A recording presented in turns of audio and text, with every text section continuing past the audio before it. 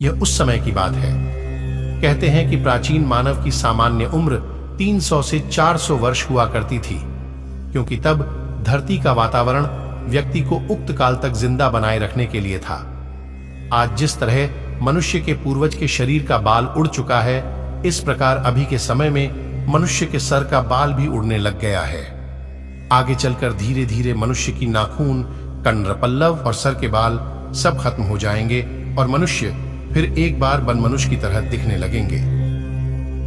नमस्कार दोस्तों, वीडियो अच्छी लगे तो लाइक और चैनल को सब्सक्राइब जरूर कर ले। कहते हैं कि मनुष्य अपनी पुण्य अवस्था को बदलते रहता है। जिस प्रकार उम्र बढ़ती है और आयु घटती है, ठीक उसी प्रकार ही मनुष्य अपने कर्मों के हिसाब से अपने उम्र की गणना करता है। तो दोस्तों, आइए जानते हैं एक कथा के माध्यम से। एक समय आनंद वन के उत्तर वरुण तट पर मनुष्य, बैल, कुत्ता, बगुला और ऊंट, ये पांचों महाशय एकत्र हो गए। वार्तालाप होने लगा। बातचीत में वे अपनी अपनी आयु के विषय में चर्चा करने लगे। क्रमशः चारों के पूछने पर एक एक ने कहना प्रारंभ किया। पहले मनुष्य ने अपनी आयु 20 वर्ष की बताई और फिर उन चारों ने अपनी उम्र 40-40 वर्ष की कही। अपनी कम आयु होने के कारण चिंतातुर मनुष्य से अन्य जीवों ने कहा, हे मनुष्य, तुम्हारी उम्र बहुत कम है, पर तुम इसके लिए चिंता मत करो। हम अपनी आयु के 20-20 वर्ष तुमको देते हैं, इससे तुम्हारी अवस्था 100 वर्ष की हो जाएगी। मनुष्य ने कहा, आप लोगों की उदारता के लिए धन्यवाद है। आयु जैसी अमूल्य वस्तु देकर आप लोगों ने अपने आत्मत्याग का परिचय दिया है। मैं सधन्यवाद आप लोगों की आयु को वापस लौटाता हूं, क्योंकि जैसे अपना जीवन मुझे प्रिय है, ऐसे ही आप लोगों को भी है। यह सुनकर उनमें से बैल और ऊंट बोले, प्रियवर, हम खुशी से यह काम कर रहे हैं। हमारी तो 20 वर्ष की आयु भी काफी है, क्योंकि हम 40 वर्ष भी जीवित रहे तो क्या होगा। हमें तो वे आजीवन गुलामी में बिताने हैं। जब तक जीवित रहेंगे बोझा ही ढोते रहेंगे। ऐसी दशा में हमारा 1000 वर्ष जीना भी खुशी की बात नहीं है।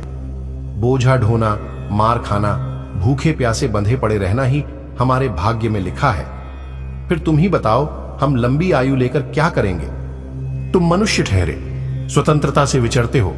चाहोगे तो अपनी बुद्धि से स्वयं सुखी रहते हुए दूसरों को भी आराम पहुंचा सकते हो। तुम्हारे पास जाकर निष्फलीभूत हमारी आयु भी सफल हो जाएगी। कुत्ते और बगुले ने भी उक्त कथन का समर्थन करते हुए कहा कि हम अज्ञानांधकार में पड़े हुए यदि सहस्र वर्ष पर्यंत जीवित अवस्था भोगते रहे तो किस पुरुषार्थ की सिद्धि कर लेंगे। फिर कुत्ते और बगुले की तो लोक में कोई प्रतिष्ठा भी नहीं है। मैं कुत्ता रात भर जाग कर नगर की रखवाली करता हूं, पर डंडों तथा कुवाचियों से पुरस्कृत होता हूं। यह बगुला किसी तरह अपनी गुजर करता है, पर लोगों ने इसे ठग की उपाधि दे रखी है। अतः हम लोग भी आपको अपनी आधी आयु देकर उसे सफल बनाना चाहते हैं। सबकी हार्दिक इच्छा देखकर मनुष्य ने उनकी आयु ले ली और 100 वर्ष जीने वाला बन गया। उस आयु का उपयोग किस प्रकार होता है, अब यह देख। जब तक उसकी अपनी आयु रही, यानी वह 20 वर्ष का रहा, तब तक तो विषय वासना से रहित हो ब्रह्मचर्यादि व्रत धारण पूर्वक विद्याध्ययन आदि उत्तमोत्तम कार्य करता रहा। इससे सभी को यह आशा हो गई कि महाशय मनुष्य कुछ ही दिनों में सोने के हो जाएंगे और जगत का कल्याण संपादन करते हुए सुवर्ण से सुगंध का सुयोग कर देंगे। अनंतर 20 वर्ष के बाद बैल की दी हुई आयु आरंभ हुई। मनुष्य विवाहित हो गया। द्विपद के चतुष्पद, चौपाया हो खूब कमाने, खाने और पशुवत क्रीड़ा में मस्त हो गया। मनुष्य रूपेण मृगाक्षरांत के अनुसार मनुष्य बैल की तरह जीवन बिताने लगा।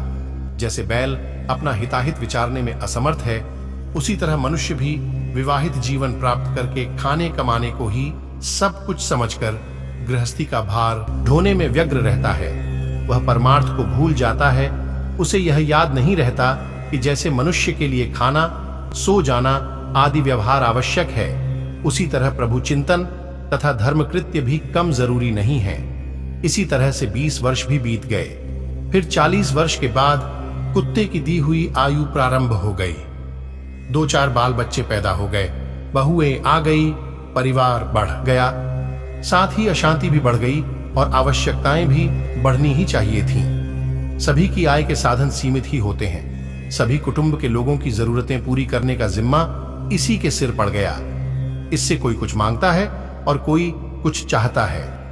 जिसका कहना मान लिया या जिसकी आवश्यकता पूरी कर दी तो वह पूत पतोहू आदि उसे इसलिए धन्यवाद तक नहीं देते कि इसे तो हमारा कहना करना उचित ही था। बाबा या दादा ने किया क्या, सिर्फ अपना फर्ज अदा किया है। और जिसकी बात न मानी वह नाराज होकर मुंह फुलाए बैठ जाता है। अभिप्राय यह है कि हो तो भी कुछ गिनती में नहीं, न हो तो भी वैसा ही। इससे गृहाध्यक्ष की वृत्ति झुंझलाने की हो जाती है।